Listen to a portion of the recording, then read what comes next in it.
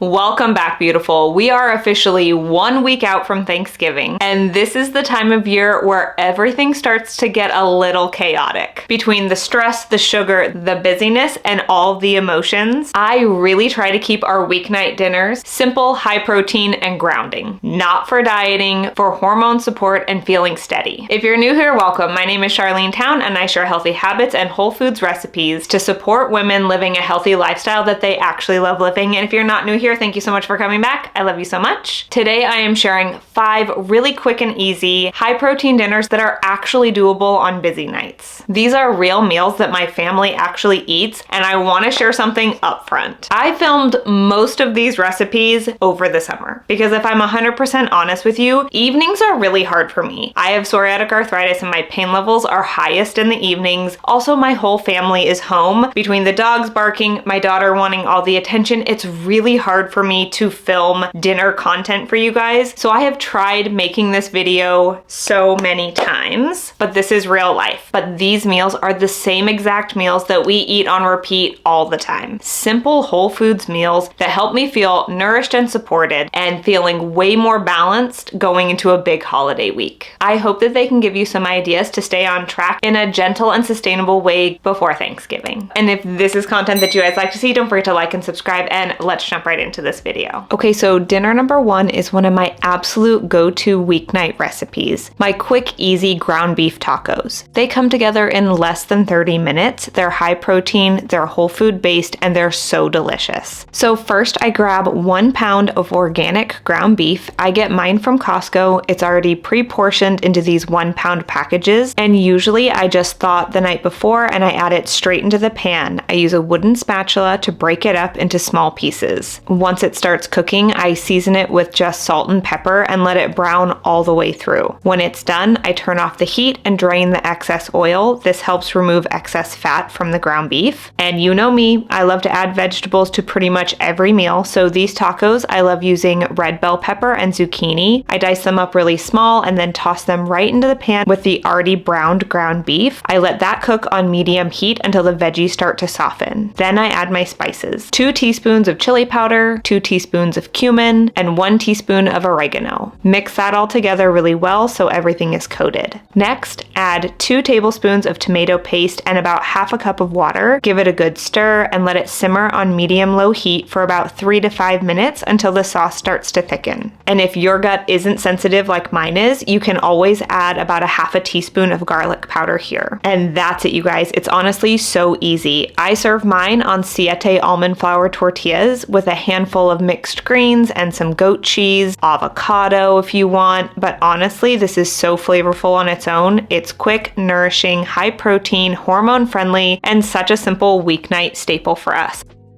Alright, beautiful. Dinner number 2 is another really easy high protein staple in our home, this air fryer chicken breast. It's fast, it's flavorful, and you can pair it with pretty much any salad or veggie depending on the season. I start with 2 chicken breasts that I've sliced in half to make them thinner. This helps them cook so much faster and more evenly. I season both sides with pink Himalayan sea salt, black pepper, smoked paprika, and a little Italian seasoning. Then I make a super simple marinade that keeps the chicken really tender and adds so much flavor. It's 1 tablespoon of olive oil, 1 tablespoon of apple cider vinegar, smoked paprika and Italian seasoning, a squeeze of Dijon mustard, and the juice from half of a lemon. Just whisk that together and brush it right onto the chicken about halfway through. I cook my chicken in the Our Place Wonder Oven on the air fryer setting at 375 degrees for about 10 to 15 minutes or until the internal temperature reaches 165 degrees Fahrenheit.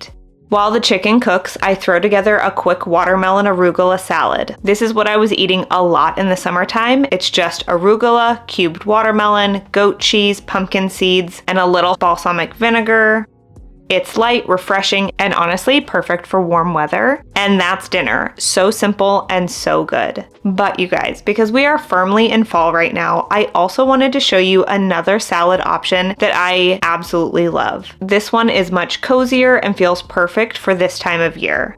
for my fall kale and roasted squash salad, I start with roasting any root vegetables or squashes that I have on hand or that I really love. In today's video, you see me using butternut squash, but I love delicata squash. I love using beets and rainbow carrots. Honestly, this is so customizable. You're gonna love it. So I start with roasting my vegetables or my squash. I cut them up into small pieces and I roast them in the oven at 425 degrees for about 20 to 35 minutes, depending on the size. You just want to make sure that they're soft and kind of caramelized. Once the squash is in the oven, I start on the dinosaur kale. I wash it, I remove the center stems and chop it into small pieces. Then I massage it with a little olive oil and apple cider vinegar to soften it. This makes such a big difference when you're using kale as a base. Then to throw this salad together, I add Honeycrisp apples, pumpkin seeds, goat cheese, and whatever roasted vegetables you choose. Then just toss everything together. It's colorful, it's nutrient dense, and it's honestly such a beautiful salad to bring to Thanksgiving or any fall gathering. So whether you're in summer weather or freezing like we are, the chicken pairs beautifully with either salad. It's adaptable, it's satisfying, and it's a great hormone-friendly dinner for any night of the week. So today I'm going to show you how to make this delicious, creamy, sun-dried tomato spaghetti squash pasta recipe, so let's go. First, we need to start by prepping our spaghetti squash. So cut it in half, drizzle it in olive oil of your choice, and then microwave for 12 minutes for the perfect spaghetti squash pasta. Then we're going to make the sauce. First, start with a drizzle of olive oil in your pan and add your chicken for about 5 to 6 minutes. Add a teaspoon of paprika and stir until well combined. Then you're going to add your sun-dried tomatoes. These ones are gut sensitive because there's no garlic or onion in them, so if you do have a sensitive gut, don't forget to check your labels. 1 can of full-fat coconut milk. Don't worry if it's separated, it will melt all together for the creamy goodness. Then add some salt and pepper and give everything a big stir. Bring the sauce to a full boil and cook, stirring occasionally until the sauce has thickened to the consistency of Alfredo sauce, about 10 to 15 minutes.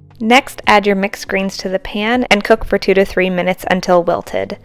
To prepare your spaghetti squash, simply use a fork to scrape the flesh away from the skin, and then add it to your creamy tomato sauce and mix well.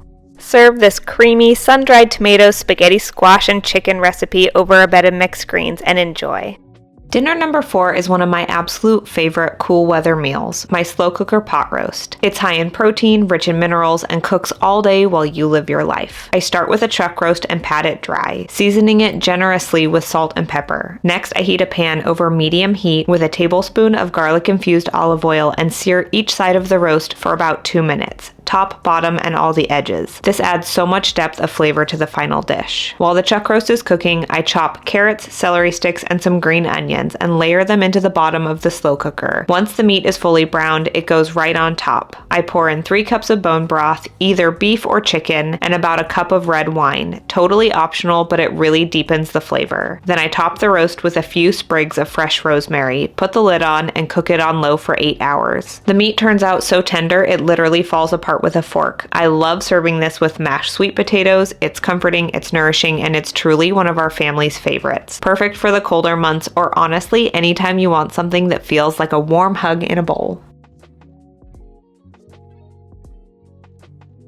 Alright, beautiful. Dinner number 5 is one of our favorite super quick weeknight meals, chicken street tacos. These come together in under 20 minutes and are honestly so easy to customize with whatever you have on hand. I start with 2 chicken breasts and I dice them up into small bite-sized pieces. Then I heat a tablespoon of garlic-infused olive oil in a pan over medium-high heat and add the chicken straight in. While that's cooking, I season everything really well. I use about 2 teaspoons of cumin and smoked paprika, a teaspoon of oregano and chili powder, and then salt and pepper to taste. I don't measure too perfectly, just season it until it smells amazing. Once the chicken is mostly cooked through, I stir in 2 tablespoons of tomato paste and add about 1/4 cup of water. Then I let that simmer on low heat until it thickens up a little bit into a rich, flavorful sauce that really coats the chicken. From there, it's time to build your taco. I personally love using Siete almond flour tortillas. They're soft, grain-free, and hold up really well. Then I top mine with a little bit of goat cheese and a big handful of mixed greens. That combo of protein, healthy fat, and fiber is so supportive for blood sugar and hormones. On this night in particular, I added some steamed green beans from our garden as a quick veggie on the side. For me, it's always about asking myself, what can I add, instead of thinking of the things that I need to take away. That mindset shift has been huge for me, especially during busy weeks when I just want meals to feel simple and satisfying. Thank you so much for being here and spending part of your day with me. I really hope these easy, high-protein dinners gave you some inspiration and support as we head into Thanksgiving week. Nourishing yourself, especially as women, is one of the greatest gifts that you can give your body. If this video was helpful for you, please don't forget to give this video a thumbs up. And if you're not already subscribed, I would love for you to join this community. And definitely share this with a friend who might need some simple, nourishing, high-protein recipes right now. And don't forget to come back next week. I have more encouragement, more healthy habits, and more support to help you feel grounded through the holiday season. I love you so much, and I'll see you in the next video. Bye!